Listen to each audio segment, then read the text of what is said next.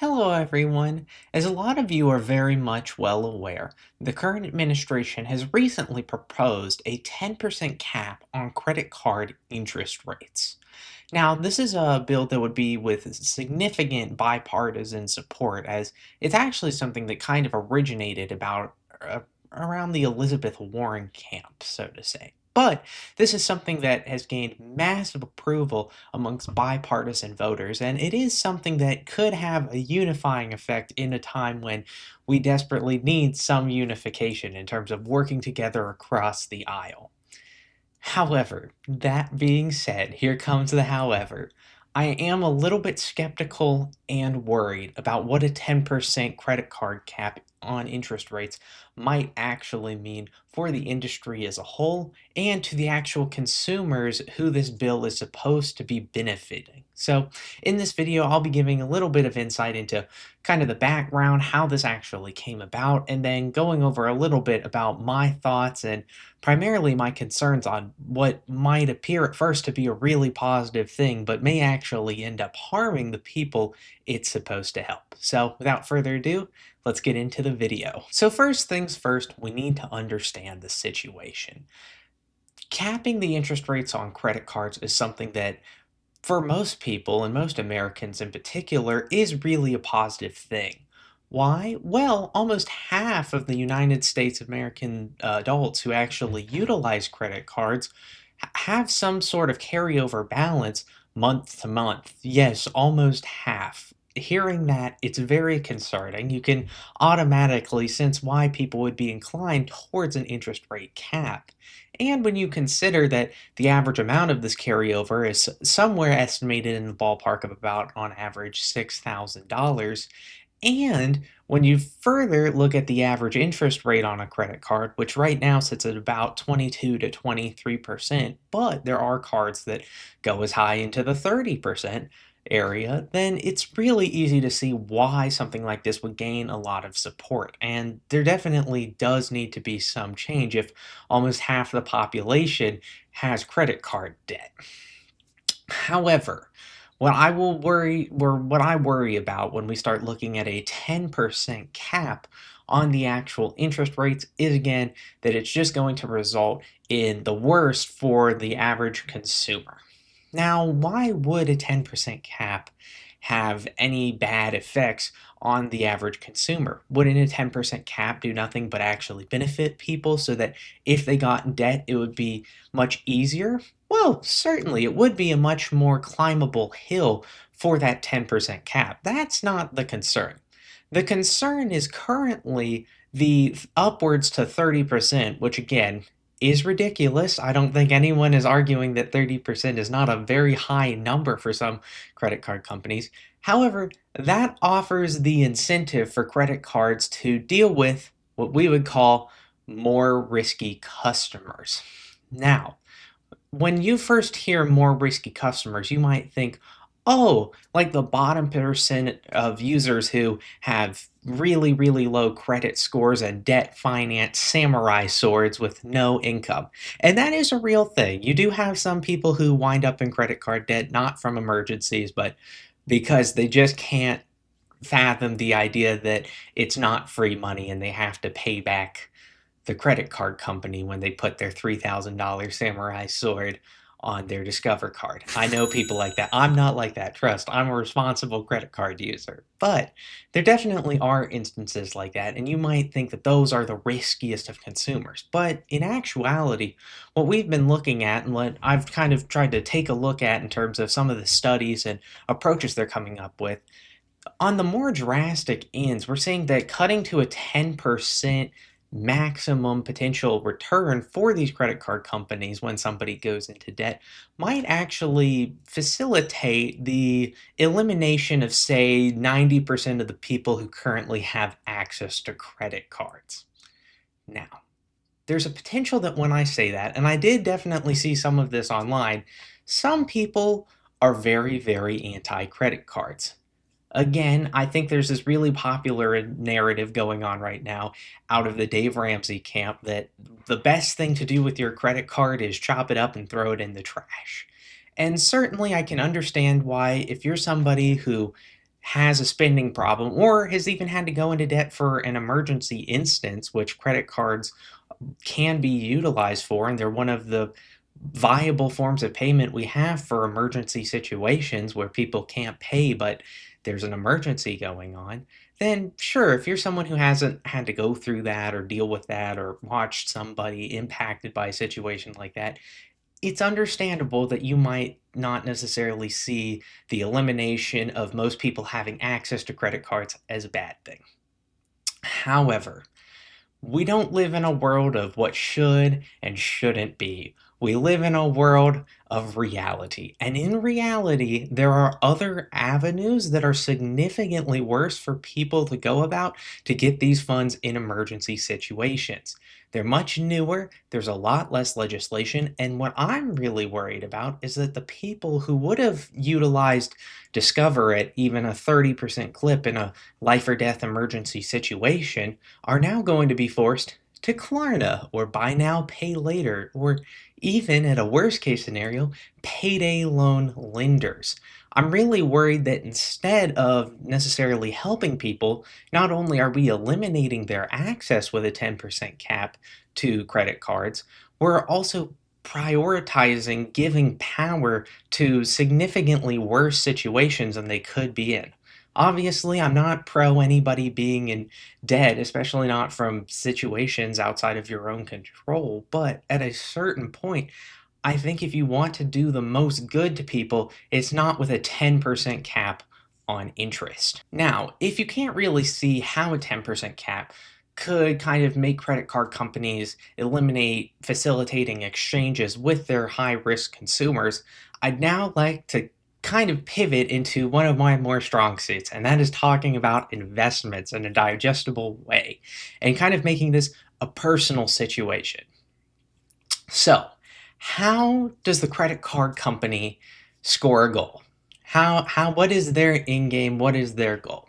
Well, their goal is to invest to the most amount of people, or to lend to the most amount of people who will still pay, but will not pay the full amount each month. That's how they make the most money. They don't want to lend to the riskiest of consumers because then they'll be delinquent. Currently, our delinquency rate on outstanding credit card debt is about 3%. This is actually on the rise since 2021. Just quick little side note. But the credit card company wants to try and find a sweet spot between the people who are going to be very delinquent and not pay anything and just max out their credit card and then never pay a dime, versus the people who will pay it off instantly and be very, very safe. And in order to attract those people, they charge them less of a rate. But whatever. Point being, that is how they win, is attracting that kind of middle section that is okay going into debt, but will still be paying. That is kind of their goal and how they score. Now, if I asked you, right, for the maximum you could earn on an investment was 10%. And there is a really, really good chance it's just going to actually be 0% for you. And there's about a 50% chance it's going to be a 0% return for you versus just skipping all of that and investing in the S&P 500, which averages an 11% return per year for the past 20 years. Would you rather bet on an individual with a credit score in the 500s to maybe at a 50% chance get a 10% return or invest in the S&P 500? Oh, and also probably get a higher return if you're just going off of averages.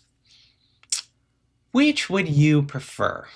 Now, I know that's not a perfect representation of what's going through the credit card companies' heads right now, but an even better example would be okay, you have a very, very risky pool of assets for a potential 10% return, but likely somewhere in the 2 to 3% return area when you consider all of them who do pay versus don't pay or whatever, versus just investing in government debts that are maybe a little bit more risky than the AA rated United States debt or a country like that, but is still a stable country where you could guarantee like a 6 to 7% return. Most of the time, they'd rather invest in those pools of government debt that maybe are a little bit risky, but less risky than a bundle of average American consumers. Hopefully, that sheds a little bit of light into why 10% might not quite be the incentive a credit card company needs to actually still lend to the same people. This is the type of legislature that we would call all else equals. Because, well, why am I saying that? Well, because when most people think through the situation, they think about their current situation where the amount of people who currently have access to credit cards stays the same, but the only thing that changes is there's now a 10% cap on interest rates. This is not how that actually plays out. When you significantly lower one variable, other variables either increase or decrease, and it kind of balances itself out. And balancing itself out, in this case, I'm worried, would mean stranding the people it's actually supposed to help. Now, the other issue I will touch on, but was significantly less important to me because believe it or not, even as a finance bro, I care much more about the overall well being of human beings versus just pure money and rewards for myself. But we will talk about credit card rewards because they are a component that goes bye bye in this equation. One of the first ways that the credit card companies will try and make up on all of the potential customers they've just lost is either by scrapping their rewards programs or lowering them to a crazy extent, which in turn will kind of damage the appeal of going with a credit card versus any other form of payment. Again, providing more power to those less regulated companies in newer industries that will then probably pick up the slack, and also now they can charge more. That's just how that typically works when you arm one industry with all this power. So I'm worried in this exchange that maybe the people who would want to have a credit card and use that will now not be incentivized to go that route and will instead be incentivized to go with the new explosive positive growth route, which is, of course, going to be the buy now, pay later. And hopefully, I'm praying that payday loans don't have some sort of major awakening, but they really could, and then we're really cooked as a society. But I'm worried that it'll take people who would be good, positive customers and kind of ship them in a way to actually end up paying more interest and more in fees than they necessarily would have because the government has given so much power to this new industry and kind of eliminated the appeal of a competitor in that industry. So, if I were sat down and tasked with fixing this problem, right? Because it is a real problem that exists today. With if half of your consumers are in debt to their credit card company, there's something not clicking. That should not be the case at all. First off, I think there definitely needs to be a look into the education process. Most people aren't even taught about credit cards at all or taught about basic financial information they should have probably been taught in school. I hate to be a broken record here, but was it really important that I learned how to play the recorder when I haven't once touched the thing since? Or could I have learned a basic baseline understanding of, hey, if you take money out from a credit card, you're going to have to pay it back? I think the latter would be the much more important lesson to take away for a lot of people as opposed to how to play hot cross buns on the recorder. Like, I don't just want to like crap on the current education system. I've done a lot of that in my lifetime because I've gone through it and I was cognizant when I went through it. And yeah, I think a lot of people kind of miss out on a lot of educational things they definitely should learn and then are just kind of thrown to the wolves when they are told, hey, you need to build your credit. Hey, you need a good credit score so that you can one day get a house at better rates than you would have been able to if you had gone no credit card the entire time. Hey, you need a credit card. Like, these are the types of messages that get kind of spoke to people as they're growing up. And then on the flip side, there's no actual education from your standard schools through it. Like, I just got in, like, when I went into college, I'd say was the first time I had a class that even touched on anything to do with finances. And a lot of people, especially now, because it's like a very pro message to skip college, like they're skipping their only potential at even learning that due to the current setup of the education system. So I do think that these are the types of conversations that need to be had early on. a part of that, how could we actually change the industry? I think the solution to this, because again, I will reiterate for those of you who are new to the channel, I am very, very pro when markets kind of regulate themselves. We have the best outcomes for the most amount of people. Why? Because people are trying to find utility and companies are trying to sell the utility. And when there's lots of competition, they're forced to provide better services at lower costs, and it just benefits the consumer overall. And so, what I would do is I would try and make legislature that actually incentivizes competition into credit cards. Now, how can you do this? Well, the first situation where you could do this that would get a lot of pushback, and I'm not necessarily pro to the extent they are on this, but I do think there are some parts of the EU anti-monopoly laws and legislation that do kind of make sense in this instance that allow the smaller companies to at least compete. Granted, I say EU, and for any of you who invest at all, you know EU because anytime you're looking at news for a major United States company, the EU is always trying to sue them. Now, I'm not saying we go that far. That is a bit drastic. What I'm saying is we create incentives that allow competition into credit card space and arm small players to at least be semi-viable options. I'm not saying that buy now, pay later, there's no benefit to it because it is a competitor to credit cards in a way. And sure, it's not a great thing that people are debt financing burritos and concert tickets and things they should be able to afford, but it would make credit cards as the buy now, pay later services become more powerful and become more attractive to consumers. It would require the credit card companies to at least compete with. And that would look like dropping interest rates, that would look like more rewards for consumers. Again, when you don't interject and make these drastic changes to industries and you make them compete and do just enough interjection to make sure one company doesn't rule everything, because that is essential. You need to have a little bit of anti-monopolistic stuff in there just to make sure one company isn't buying everything else and then suddenly, oh, the interest rates are 300% and you have no options. Sucks to suck, bozo. So do a little bit on the anti-monopolistic side, do a little bit to incentivize new players, maybe inject some wealth into some smaller companies so that they can compete, and I think you'd see the best results for the most amount of people possible. Thank you so much for checking out my video and just letting me kind of yap about financial topics. Overall, just to reiterate, I think the actual credit card companies themselves will be hit a lot less than people think.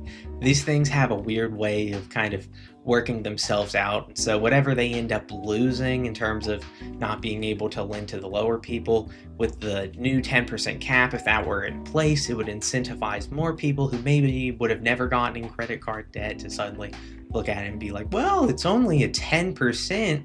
So I think these types of things will end up working themselves out. But overall, I just have a few worries I don't think enough people are necessarily addressing or thinking about. They're just kind of thinking about themselves and reflecting their own financial situation on other people. And oftentimes that's something that can be quite dangerous if you have people in power doing that. Not that anyone in the administration's in credit card debt. I just mean they're hearing enough individuals talk about their individual circumstances without looking at the whole bigger picture and trying to plan down the road if they do make a 10% cap. So overall, those are my concerns with this potential legislature and a potential 10% cap on interest rates. But thank you for checking out today's video. Hopefully it wasn't too contentious and I don't get attacked in the comments. We'll see. But I really appreciate your time and I'm really happy you were able to join me on this. So thank you very much.